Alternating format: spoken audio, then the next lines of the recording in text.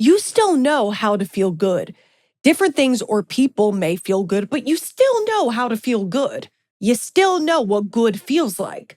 And when you eventually find something that feels good or someone, keep going after that thing. Keep going after that thing because that's what alignment is. You're going to be fine. You currently are just fine. You're healing exactly as you're supposed to. And fuck supposed. But for the sake of my point, all is well.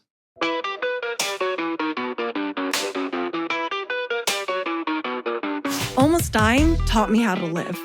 Being struck by a car left me in a 3.5-week coma with 15 broken bones and 16 surgeries to complete, including brain surgery. However, I woke up from that coma in an even greater place than I ever foresaw for myself. How? The universe will guide you out of the darkness and into the light if you allow it. Often, spirituality comes off as too highbrow. I'm not about that. Welcome to the podcast that talks and teaches about it through the lens of humor. Together, we'll harness positive energy and use it to work with the universe, all while giggling the entire time. Welcome to Gabriella Rebranded. Win most, lose some. This is part 3 of the Identity After Trauma series, where we get into the nitty-gritty of the not very fun identity crisis. And when you think we've maxed out how bad trauma is, let's add an identity crisis into the mix because, yeah, that fun part usually accompanies trauma. It's great. But before we get into talking about that really fun part, remember, you guys know what I'm going to do. Like, review, subscribe, hit me up on Instagram at Gabriella Rebranded. That's also on TikTok. That's basically everywhere. GabriellaRebranded.com. Sign up for my newsletter. That's where you get fun and flirty little email updates and you hear from me and there's some more stuff from me. And I don't know, we're probably going to do some other cool stuff with it as we get more ideas and we develop. Okay. But yes, do all those things. And with that, let's get into the episode. So trauma does include a bit of an identity crisis moment or many moments, and maybe they're bigger than a bit. It depends. It depends on how significant the trauma was to your daily life, your way of being, who you are as a person. But regardless, that identity crisis usually does come with trauma, and it gets more significant depending on how significant your trauma is. People who go through a trauma, a brain injury especially, they don't want to go back to the exact same life, doing the exact same things. Maybe they don't want to go back to the same career. They just don't want to go back to being exactly the same person. And that's because, as we've discussed many, many times on this podcast, you're a different person after trauma. I mean, that's true after a brain injury, but that's true for anyone that goes through trauma. You're a different person, and that change may be small, it may be fucking huge, but regardless, you've changed. So not all the things in your old life are going to fit with the current you because you're an entirely new person. Trauma survivors often have a little bit of an aversion to rejoining the exact same things that they were a part of or the exact same relationships or what they did or their career or whatever. They have an aversion to living exactly the same. And this is because everything that used to resonate with the old you is not going to resonate with the current you. When Stephanie Ang of SGA Coaching was here just last week, I believe, we talked about how 70% of people after experiencing a significant concussion don't want to go back to the exact career that they used to have. Now, Stephanie is a transformational coach, so she's working with people who are making a life pivot or have had a pivoting experience within their life. She does have an emphasis on TBI survivors as clients and other disabled persons as clients. So for Stephanie to take note of this, when this is who she's working with on a day-to-day basis, that's very, very, very significant and holds a lot of weight. Now, part of why this is true for brain injury survivors, obviously, is that we don't have the capacity to operate at the level that we once did. So we may not be able to do the exact same things. We're probably not able to do the exact same things at all. But another piece of that is that Your old career or old relationships or old parts of life or whatever, they can almost eerily remind you of who you used to be and reawaken feelings of discomfort and pain that you don't fit into that exact same mold of life anymore and that life as you knew it is gone. But all of this not wanting to go back to the exact same career or the exact same things or the exact same whatever, that's hard as fuck, yo, especially because first, you have no idea what the fuck is going on. You just know how you feel, and how you feel is not good. Like when you go through a traumatic experience, you just want to get back to the way things were. You just want to get back to your normal, your version of normal, whatever that was, what your daily life used to entail. The things that used to bring you peace. But then when you start to go back to it, you'll notice that pieces, either many pieces or just some pieces, all the pieces or only a few pieces, whether it's your job, your relationships, your hobbies, whatever, it doesn't all feel the same. It doesn't all feel like it used to feel. It doesn't all feel good. And you want all things that used to make you feel good to make you feel good because that's what you know. That's what you know. You know that you used to like these things. You used to like these people. This is what used to fit. So why doesn't it feel good anymore? That's what you know. That's what you know is feeling good. That's what your brain knows. And you used to like all these things. So why don't you like them anymore? Like you're healed, right? Like, isn't that the point of healing? Isn't that the point of getting through trauma? Like you're supposed to go back to that's the point of healing. Like the point of healing is that you're able to go back to your old life and you're able to rejoin your old life and it's supposed to feel good and you're able to do it and everything's great and everything's, you just press play on your old life. It was on pause for a little bit, but now you just press play, right? Isn't that what healing is? Isn't that what it's the entire point of surviving a trauma? And then you try to force it, okay? You try to force it. You aggressively try to force it, okay? You try to force yourself to do these things or surround yourself with these people or do this fucking job because you know it's supposed to feel good. So you're just trying to force your body and your brain to work and you just want it to fit. So you're trying to force it to work. It's supposed to work, right? Eventually it's all going to click into place, right? But the more you do that, the more tired and the more exhausted and the more hopeless you become because it's not feeling good. And why the fuck isn't it feeling good? You used to like XYZ. You used to center your whole life around XYZ. So why don't you like it anymore, okay? Because you are not the old you. At least not entirely. And that's the thing that no one really tells you before a trauma or while you're going through a trauma. That's a thing that no one really tells you because they don't want to let you down. They don't want to, or maybe they don't know themselves because either they don't know themselves or maybe they don't want to let you down if they're like a medical professional. You can't really go back to that old you. That person is kind of bye-bye. That life is kind of gone forever after going through a trauma. Yeah, like you didn't die. That's great if you're still here and everything. But your old life kind of did just a little bit, a little bit. That's why we have to do the whole mourning and grieving thing. And all the attempts to go back to the exact way things used to be, they're going to feel awful because, like, as the saying goes, it's like trying to fit a square peg into a round hole. Like it doesn't work. It's not possible. And all your attempts to go back to all the exact same things are exactly that. That's what you're trying to force and what you're trying to make fit. And it's not really going to work. Some things will stay the same. I still live in LA. I still have a lot of friends that I had from before I got hurt. Not all of them, but a lot of them. I still miss One Direction. Okay, I think about them often. I still don't shut the fuck up. Like, there are things that are still the same. A lot will still be the same. But my entire career changed. I had wanted to be an actor since I was 4 and in acting classes since I was 4. That was all I knew. And that's what I centered my life around. And now it didn't feel good anymore. I thought the goal of me healing and recovery was moving back to LA and getting back to acting, getting back to all those things. But it just felt incredibly stressful and upsetting and truly made me kind of miserable, the entire pursuit of acting, restarting that after my injury. And it honestly just felt like it was distracting from what I actually wanted to do. Like it just was taking away from what I wanted to currently focus on.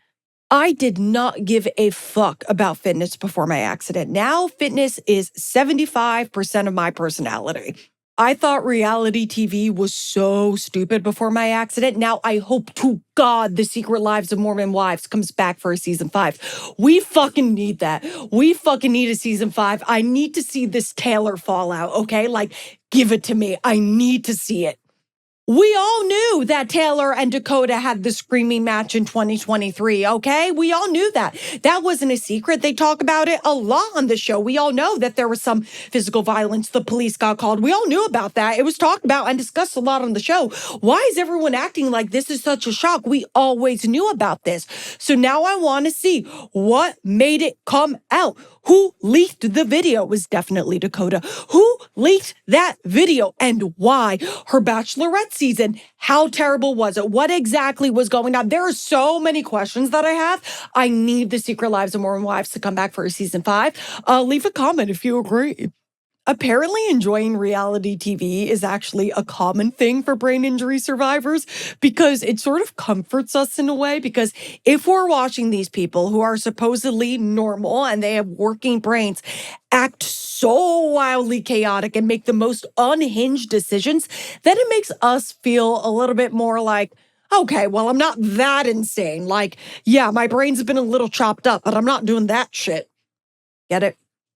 Hi, everyone. Here I'm going to talk about a really special thing that I'm doing, and I need your guys' support on it, okay? So I am training for High Rocks New York Women's Doubles Open with my childhood best friend from when I was 3 years old, Caroline Rose, and we are going to absolutely crush it. I've been working really hard since January. I decided I want to do High Rocks, and I've been training like crazy. For those that don't know, High Rocks is a race and it's 8 kilometers with 8 strength sections. And the strength sections are things like wall balls, sled pull, sled push, burpee broad jumps. They're really crazy fucking things, okay? And you have to run a kilometer in between all of them. Apparently, High Rocks is harder than a marathon. Don't come for me on that, okay? I don't know. I don't know. That's just what they say on the internet. I don't know if that's true. But anyway, I've been working so hard for it and I'm so excited. And why I need your help, why I need your listeners, why I need all of you is because I made the decision, as did my partner Caroline, to fundraise for mental health while we train for High Rocks. Exercise is a natural antidepressant. I would be nowhere without exercise. You guys have heard me talk about this 1,000,001 times.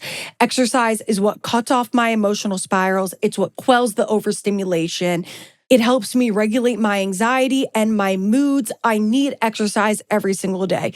In the past, when I've been recovering from a surgery, my mom has noticed by week 1 what not exercising does to my mood. That's how important it is. And I wish more people knew that. I wish more people that exercise is for the mind just as much as it is for the body. In fact, I would argue that it's more for the mind than for the body. I want to give to others what exercise has given me. I would be nowhere without exercise, and I love where I am. It's pretty fucking fabulous. So I want to give to others what exercise has given to me. So that is why Caroline and I have made the decision to fundraise for mental health. Please sponsor me. Please sponsor Caroline. Please sponsor the both of us and help us give to others what exercise has given to me. The link to donate is in the show notes, and it is also on my link tree. You can go to my Instagram, you can go to my TikTok, link in bio will take you right to where I'm fundraising for High Rocks. Thank you guys so much. Please, please, please, let's see how much we can raise. Let's give to as many people as possible what exercise gave to my mental health and support me on this High Rocks journey because it's completely taken over my life and dictating my personality and whatever choices I make. And all my friends think I'm a little crazy, but listen, I'm loving it, okay? I'm loving it. I'm loving this willingness to suffer. It is so fun. It is so fun. I'm enjoying it so much. Okay, now we're going to get back to the episode.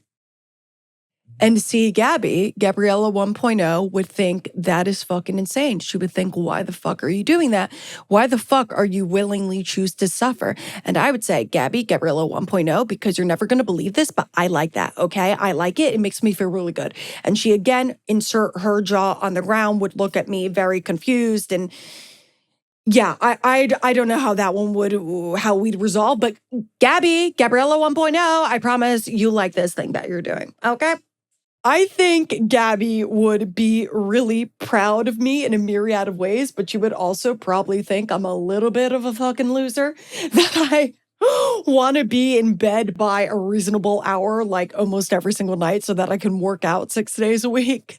It is currently a Friday night, okay? And currently, it's after 8 o'clock on a Friday night. And I turned down going out with friends because I got to be at the Santa Monica track tomorrow at 9:30 a.m. where I am ready to run to train for High Rocks, okay? 9:30 a.m. on a Saturday, me driving 30 minutes to the Santa Monica track to meet my homies who are also training for High Rocks. It's great when you meet other people who are just as you are. You know, that's always nice. I love meeting mutually insane people. None of them have brain injuries though. See? I don't know what that has to do with anything. And Gabby would be even more appalled that Coachella was just this past weekend. And I had no desire to go. Like, none. Like, I am not going to Coachella again unless it's with an artist pass.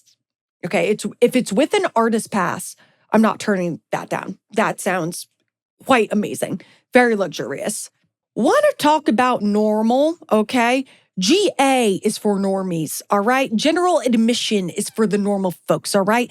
I've elevated past that, all right? That shit was fun when I was 19.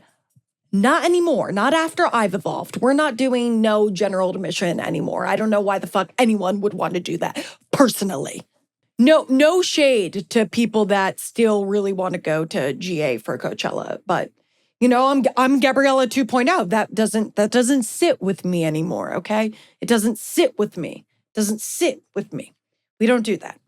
That's enough shitting on GA Coachella. I will get back to the rest of the episode. So much of me has changed, and that's really beautiful in a lot of ways because I've gotten to live such a wide variety of different aspects of life because I've essentially gotten to live as two different people, which is really cool, but it's also really painful. And it takes a while to accept that. It took a while to understand. I didn't fully understand it until about a year and a half ago. I lived in denial for so long. I tried to force myself back into what used to work in the same life things for so long, and it was so exhausting, and it hurt so much. And that's the identity crisis piece of it. And this went on for way too long. It went on for years that I was playing this game. It's not something that just happened, that now I'm healed and now I'm cured. That's not how it works. So if you're currently going through an identity crisis, or you know someone who is, or maybe you recently went through one, this is me saying it's part of healing. An identity crisis isn't a fun part of healing, hence the word crisis, but it is on par for the course. Did you guys know that I play golf? Sorry. You've changed, and that's all right. Change is good. How boring would it be if you just stayed stagnant your entire life? But change is uncomfortable, especially at first. And that's why we need to get comfortable being uncomfortable, which is so much easier said than done. It's really hard to just be still and let things cause you anxiety and feel weird and not feel good without doing anything about it, without like fixing it. You just want to fix it. And it's terrible just sitting in these weird emotions and feeling so strange. And you want to fix it. And you just want to go. You just want to fix it. But that isn't how it works. Sitting in this limbo of not knowing who you are, like that, it's fucking terrible. And the more you think about how terrible it is, the worse everything starts to feel. And no one wants to stay feeling terrible. Everyone wants to do something about how terrible they feel. And we all should do something about that. But what you should do as it pertains to this situation is slow down and relax and let the good come to you, because it will find you. Your niche will find you. Or rather, you will find it. You will find each other. The key to fixing it is to let things happen as they may. And you still know how to feel good. Different things or people may feel good, but you still know how to feel good. you still know what good feels like. And when you eventually find something that feels good or someone, keep going after that thing. Keep going after that thing because that's what alignment is. Living in alignment is simply doing what feels good all the time. Remember, not drugs or alcohol. Doing what feels good all the time. That's what living in alignment is. It's really as simple as that. Another thing that's easier said than done, but that's what living in alignment is. You're going to be fine. You currently are just fine. You're healing exactly as you're supposed to. And fuck supposed. But for the sake of my point, all is well. Take it from someone who went through trauma and then went through the identity crisis and now is out the other side. It all always works out in the end. Everything always works out in the end. Chill the fuck out and Godspeed. Talk to y'all when I talk to y'all next. Okay. This has been Gabriella rebranded Win Most Lose Some. XOXO, as it is a Friday night. It's almost 9 o'clock. We got a couple minutes till 9 o'clock. Now is the point in the night when I take an edible, watch hockey, because I'm into hockey now, and go to sleep so I can be up to go run bright and early tomorrow, Santa Monica track. Anyway, okay, that's it. I'll talk to you guys when I talk to you. Win Most Lose Some. XO. Okay, bye.